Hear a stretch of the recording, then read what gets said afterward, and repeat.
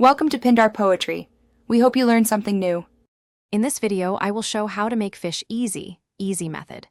Heat a non-stick skillet over medium-high and add a thin coat of oil, then lay the fillet skin side down and press gently for the first minute. Cook without moving until the skin is crisp, then flip once and finish on lower heat until the flesh is opaque and flakes easily with a fork.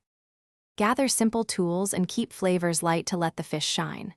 Rinse and pat dry, then season just before cooking to avoid drawing out moisture.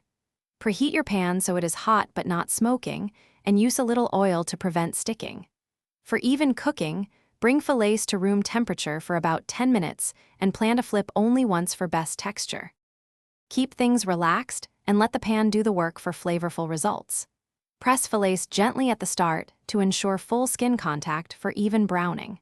Reduce heat after flipping so the interior cooks through without burning the exterior. Use visual cues like opaque flesh and easy flaking, and rest the fish briefly off the heat to redistribute juices before serving. Thanks for watching. Consider subscribing if we helped you.